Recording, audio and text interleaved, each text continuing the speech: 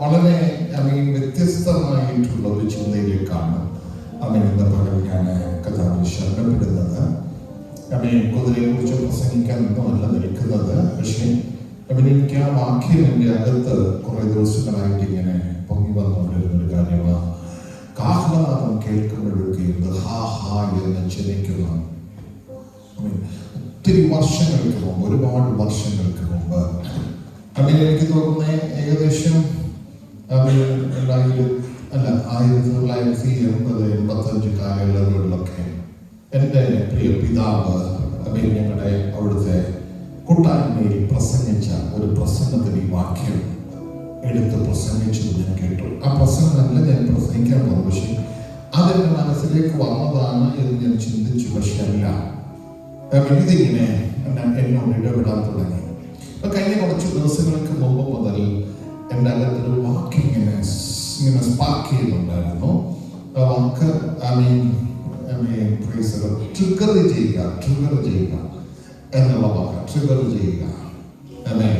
നമുക്കറിയാം, ട്രിഗർ എന്ന് പറഞ്ഞാൽ നമുക്കറിയാമല്ലോ, തോക്കിന്റെ കാഞ്ചിയാണ് ട്രിഗർ എന്ന് പറയുന്നത്. അത് വലിച്ചു കഴിഞ്ഞാൽ ഗുണം എന്നാന്ന് ബാക്കി അറിയാം നമുക്ക്. അപ്പൊ ട്രിഗർ ചെയ്യുക എന്ന് പറയുമ്പോൾ അതിന് കുതിരയുടെ കാര്യം പറഞ്ഞിട്ട് കാഹളനാദം കേട്ടാൽ മതി, അപ്പോഴത്തേക്ക് അതിന്റെ അകത്തൊരു ചേഞ്ച് വരികയാണ്. ഇന്നത്തെ പാട്ടൊക്കെ നമ്മൾ ശ്രദ്ധിച്ചോ എന്ന് എനിക്ക് അറിയത്തില്ല. ആ പാട്ടിനകത്ത് ഭയങ്കര ശക്തമായിട്ട് കർത്താവിന്റെ വരവിനെ പ്രസന്റ് ചെയ്തിട്ടുണ്ടായിരുന്നു. ആ പാട്ടിനകത്ത് ഒരാളുടെ പ്രത്യാശ എത്രമാത്രം ആഴമുണ്ടെന്ന് പ്രസന്റ് ചെയ്തിട്ടുണ്ട്. ഇപ്പൊ ഈ ഭൂമി ജീവിക്കുമ്പോൾ ഞാൻ എൻ്റെ പാദങ്ങൾ കർത്താവിൽ വെച്ചിരും നീങ്ങിപ്പോകാത്ത പാറമേൽ അത്ര അടിസ്ഥാനപരമായിട്ടുള്ള ആ ചിന്തകളെ ഇതിനകത്ത് പറഞ്ഞിട്ടുണ്ട്. അപ്പൊ ശരിക്കും പറഞ്ഞു കഴിഞ്ഞാൽ ഒരാളിനെ ആകം ആ പാട്ട് കേൾക്കുമ്പോൾ ഒന്ന് തുടിക്കുമെന്നാണ് ഞാൻ പറയുന്നത്. കാരണം എല്ലാവരുടെയും അകം തുടിച്ചോ ചോദിക്കാമെന്ന് എനിക്കറിയത്തില്ല. പക്ഷെ ഒരു കാര്യം എനിക്കറിയാം, കർത്താവിനെ നോക്കിയിരിക്കുന്ന ഒരു കൂട്ടം ജനത്തിന്റെ നടുവിൽ, കർത്താവിന്റെ വരവിനെ ആഗ്രഹിക്കുന്ന ഒരു പറ്റത്തിന്റെ നടുവിൽ ഈ പാട്ട് വരുമ്പോൾ അവരുടെ ഉള്ളത്തിന്റെ ഉള്ളിൽ ഒരു തുടിപ്പ് വരും. കാരണം അവർ കാത്തിരിക്കുന്ന എന്തോ ഒന്നിനെ കുറിച്ച്, എന്തോ ഒന്നല്ല, കാത്തിരിക്കുന്ന ഒന്നിനെ കുറിച്ച് ശക്തമായ ഒരു പുഷ് വരികയാണ്. ഈ പറയുന്ന ഒരു കാഹളം കേട്ടാൽ മതി, യുദ്ധത്തിന് പുറപ്പെടുന്ന ഈ കുതിരയ്ക്ക് ഭയങ്കര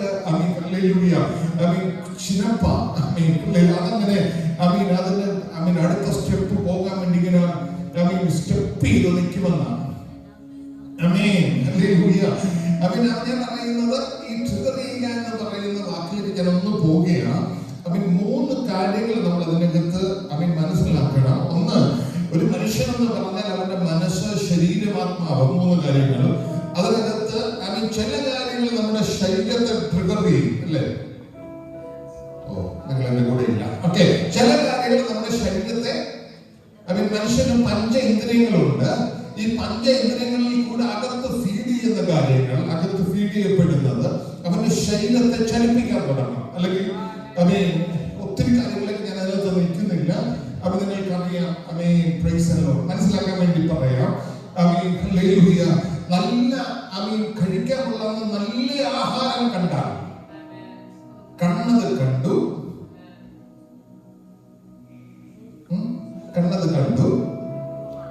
ആ ക്ഷണത്തിൽ വായി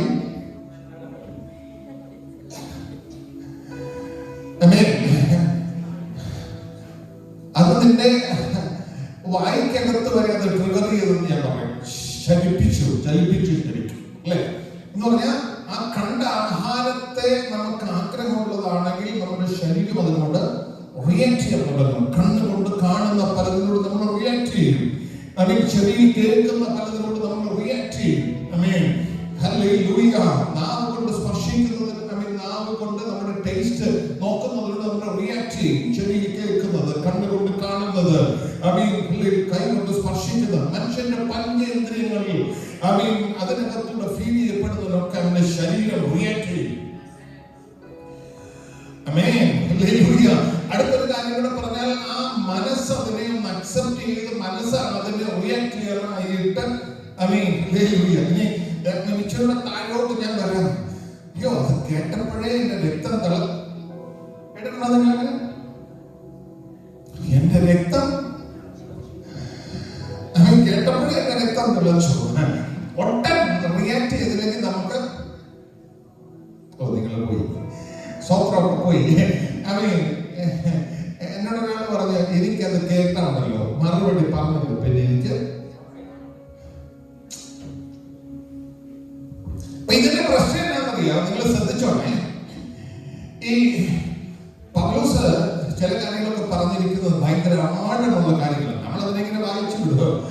പൗലോസ് പറഞ്ഞ ഞാൻ ആത്മാവിനാൽ എന്റെ ജഡത്തിന്റെ പ്രവർത്തികളെ പഠിപ്പിക്കും.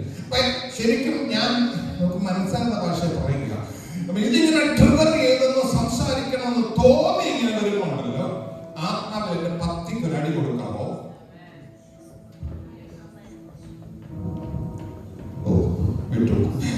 ആത്മാവിന്റെ നിങ്ങൾ വീട്ടിൽ ഭാര്യ ഭർത്താക്കളെ പറയുന്ന കാര്യമല്ല ഞാൻ പറയുന്നത്. അത് നിങ്ങൾ അത് ഞാൻ 10 താക്കുക എന്നൊന്നും പറഞ്ഞാൽ ഒന്നും താക്കത്തില്ലെന്ന് എനിക്കറിയാം. പക്ഷെ ഞാനൊരു കാര്യം പറയാം. ഒരാള് വചനം വളരെ വ്യക്തമായിട്ട് പറഞ്ഞിട്ടുണ്ട്. അവന്റെ നാവിനെ നിയന്ത്രിക്കാൻ ഒരാൾക്ക് അറിയാൻ പറ്റുമെങ്കിൽ, അവനെ കൊണ്ട് നിയന്ത്രിക്കാൻ പറ്റുമെങ്കിൽ,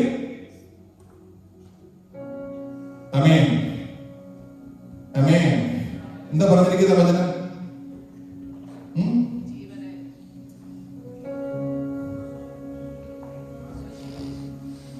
അവൻ അവന്റെ ജീവിതത്തെ നിയന്ത്രിക്കുന്നവനാണ്. ഒറ്റ വാക്ക് ഞാൻ പറഞ്ഞു നിർത്തുക.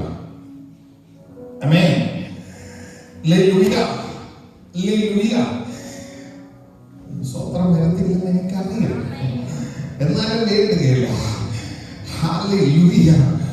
എന്നോട് ഇടപെടുന്ന ഇടപെടലുകളെല്ലാം അതുപോലെ നിങ്ങളോട് പങ്കുവെക്കാനായിട്ട് എനിക്ക് ഭയങ്കര ഇഷ്ടമാണ്. കാരണം ഇതിനകത്ത് നിങ്ങളെ ആരും ഇങ്ങനെ ചൂണ്ടി നിൽക്കുവല്ല ഞാന്. ഇതിനകത്ത് ഏറ്റെടുക്കാവുന്നവർക്കൊക്കെ ഏറ്റെടുക്കാം. ഇത് എന്നോടുള്ള ദൈവിക ദൂതാണ്.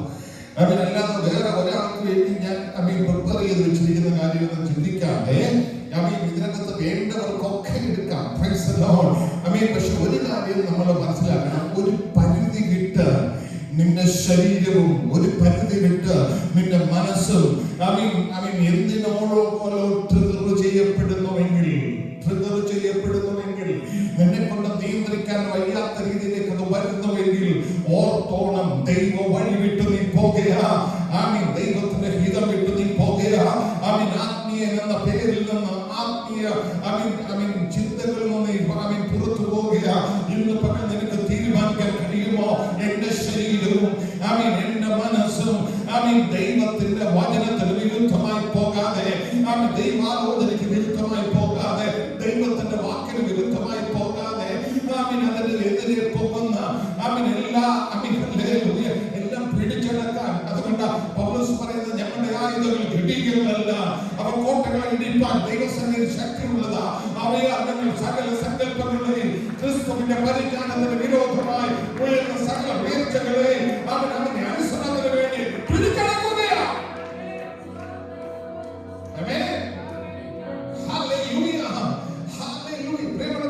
നമ്മുടെ തോന്നലകത്ത് ജീവിക്കേണ്ടവരാണ് നമ്മൾ.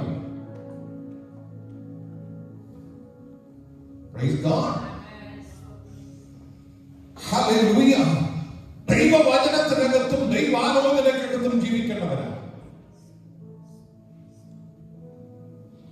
അടുത്തതിലേക്ക് ഞാൻ വരും. ആത്മാവാണ് നിന്നെ നടത്തേണ്ടത്. ആത്മാവ്, മനസ്സല്ല നടത്തേണ്ടത്, നിന്റെ ശരീരമല്ല നിന്നെ നടത്തേണ്ടത്, ആത്മാവ് നിന്നെ നടത്തേണ്ടത്. അതുകൊണ്ടാണ് പറഞ്ഞത്, those who led by God's Spirit are the children of God. ദൈവാത്മാവ് നടത്തുന്നവർ ദൈവത്തിന്റെ മക്കളാണ്. പക്ഷെ നീ ആലോചിച്ച് നോക്കിയേ, ഇന്നലെ കഴിഞ്ഞ ഒരാഴ്ച ആലോചിച്ച് നോക്കിയേ, നിന്നെ നടത്തിയത് ആത്മാവാണോ, അതോ നിന്നെ നടത്തിയ ജഡമാണോ, അതോ നിന്നെ നടത്തിയത് മനസ്സാണോ? അവൻ എന്തിന് കീഴ്പ്പെട്ടാൽ നീ പോകുന്നേ?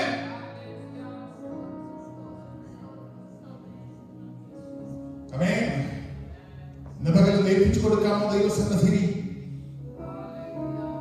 Praise God. Hallelujah. ഇതിന് രണ്ട് പാർട്ടുണ്ട്. ഒരു പാർട്ടിലെ ഞാൻ ഇപ്പൊ നിൽക്കുന്ന അടുത്ത പാർട്ടിലേക്ക് പോകുമ്പോ എന്നാൽ അതിനു മുമ്പ് നമ്മുടെ ജീവിതത്തിന്റെ ക്രമീകരണത്തെ സഭയ്ക്കകത്ത് നമുക്ക് സ്തോത്രമുണ്ട്, സ്തുതിയുണ്ട്, ആരാധനയുണ്ട്. സഭയ്ക്കകത്ത് വരുമ്പോൾ പാട്ടുണ്ട്, സങ്കീർത്തനമുണ്ട്, വചനമുണ്ട്, എല്ലാം ഉണ്ട്.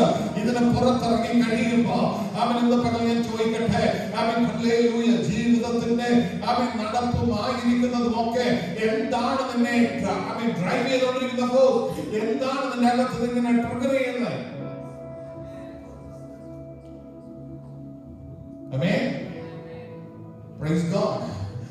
എനിക്ക് ഭയങ്കര ഇഷ്ടമാണ് ദാവീദ് ചേട്ടന്മാരുടെ സുഖം അന്വേഷിക്കാൻ വേണ്ടി പൊക്കൊണ്ട് യുദ്ധമുന്നണിയിലേക്ക് ചെന്നു. യുദ്ധമുന്നണിയിൽ ചെന്നപ്പോ അവനൊരു കാര്യം കേട്ടു. സൈന്യങ്ങളുടെ ദൈവമായ യഹോവയെ നിന്ദിക്കുന്ന ഒരുത്തർ അവിടെ നിൽക്കുന്നു. അത് കേട്ടപ്പോ ദാവീദിന്റെ മേൽ ആത്മാവ് അതിന്റെ വലിപ്പത്തോടുകൂടെ അല്ലെങ്കിൽ അതിന്റെ നിറവോടുകൂടെ വെളിപ്പെടാൻ തുടങ്ങി. അവൻ പറയും സൈന്യങ്ങളുടെ ദൈവമായ യഹോവയെ നിന്ദിക്കുന്ന അഗ്രചർമ്മിയൻ നീയാണ്.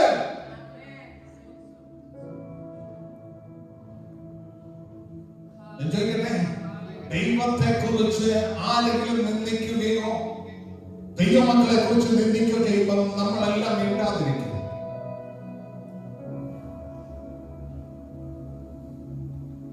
ആമേൻ.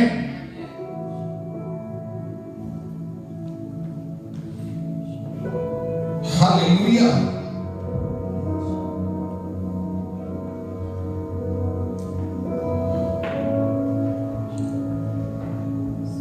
നമ്മുടെ കുടുംബത്തെ കുറിച്ചോ അങ്ങനെ വല്ല ആരെങ്കിലും പറഞ്ഞാലോ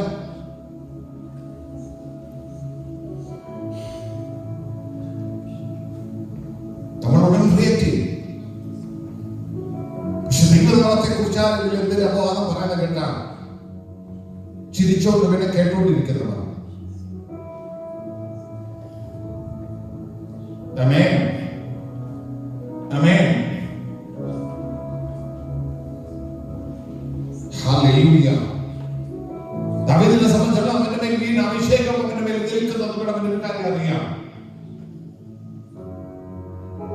ഈ നിന്ന് വെല്ലുവിളിക്കുന്നവനല്ല ഈ ദേശത്തെ വലുതെന്ന്.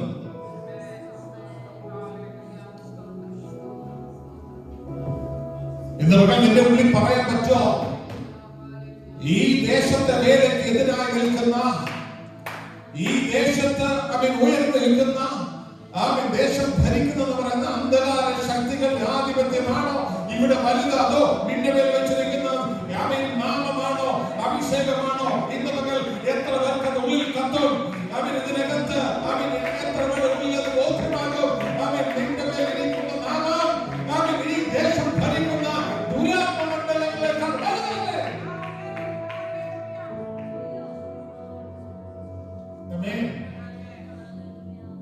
ഒരു കൂട്ടം ഭയപ്പെട്ട് ഓടുമ്പോ ദാവീദിന് പറയാനുണ്ട്, അയ്യോ ഞാനങ്ങനെ കാട്ടിലായിരുന്നപ്പോ സിംഹം എന്റെ നേരെ വന്നായിരുന്നു. കൊച്ചു പിള്ളേർ കഥ പറയുന്ന പോലെ അദ്ദേഹം പറയുന്നു. കൊച്ചു പിള്ളേർ കഥ പറയുന്ന പോലെ ഞാനങ്ങനെ കാട്ടിലായിരുന്നപ്പോ സിംഹം എന്റെ നേരെ വന്നായിരുന്നു. പിന്നെ ഒരിക്കലൊരു കരടിയും വന്നായിരുന്നു. രണ്ടിനെ ഞാൻ അവിടെ വെച്ച് കൈകാര്യം ചെയ്തത്.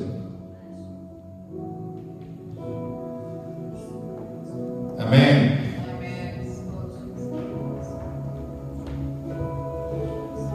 പുതുവർഷത്തിൽ പ്രവേശിച്ച് ഇന്ന് 24 ദിവസം കഴിഞ്ഞല്ലേ? 24 ദിവസം കൊണ്ട് ഒരു വർഷത്തെ കണക്ക് പറയാൻ അത്രമാത്രം അനുഭവങ്ങളിലൂടെ പോയവരുണ്ട്, എനിക്കറിയാം.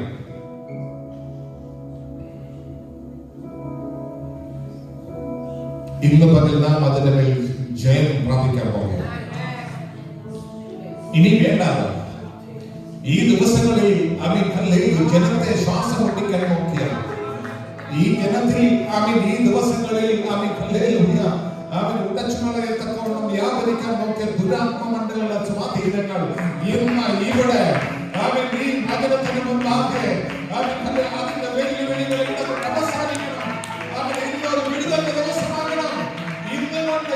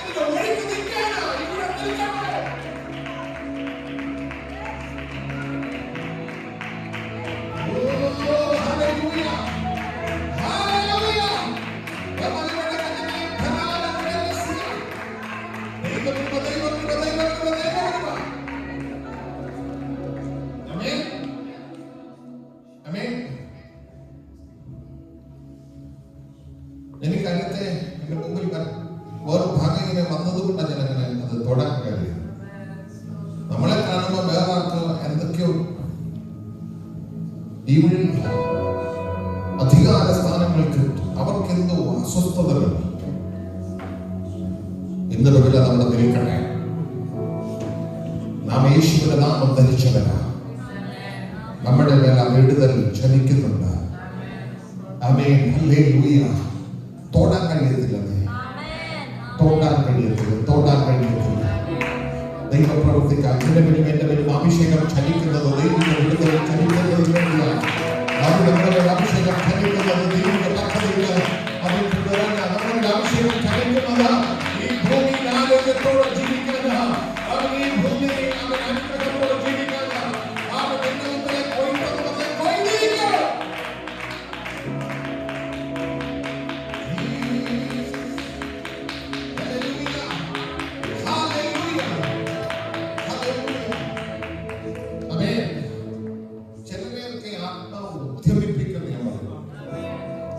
ശരിക്കും ആ ട്രിഗർ ചെയ്യാനുള്ള വാക്കിനെ സ്റ്റിമുലേറ്റ് ചെയ്യാന്ന് മീൻ ചെയ്യാം, ഉദ്ധരിപ്പിക്കാന്ന് പറയാം. എനിക്കതിന്റെ കറക്റ്റ് വേർഡിലേക്ക് എനിക്ക് കിട്ടുന്നില്ല. മീൻസ് നമ്മൾ എന്തോ ആയിക്കോട്ടെ.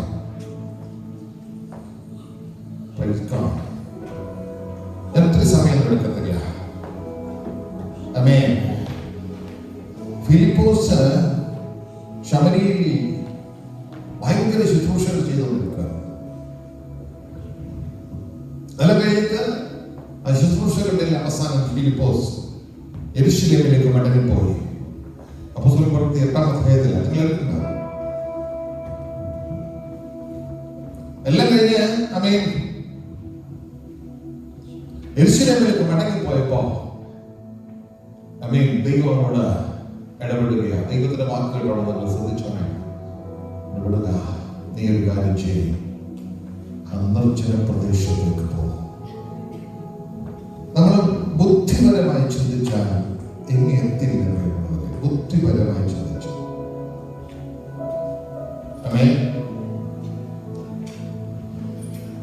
ഇത്രയും ദിവസം ഇത്രയും ജനത്തിന് നടുവിൽ ഭയങ്കര ശുശ്രൂഷ ചെയ്തുകൊണ്ടിരുന്ന ഒരാളോട് വിളിച്ചിട്ട് പറയുക, നിർജ്ജനം, ജനമില്ലാത്ത ദേശത്തേക്ക് പോകാൻ. പക്ഷെ നിന്നോട് ആത്മാവ് പറയുകയാണെങ്കിൽ ഓർത്തോണം, ചുമ്മാതെ പറയുകയില്ല.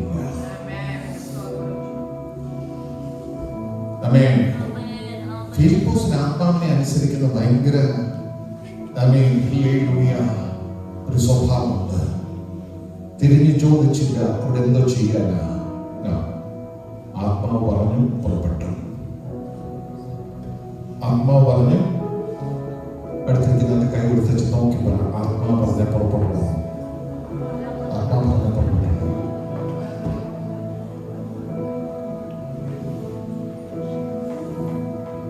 നിങ്ങൾ ഇന്ന് വരെ കാണാത്ത ചിലത് അവൻ ഈ വർഷം കൂടെ വിളിക്കും. എനിക്ക് നല്ല ബോധ്യം ഇതുവരെ കാണാത്ത ചിലത്.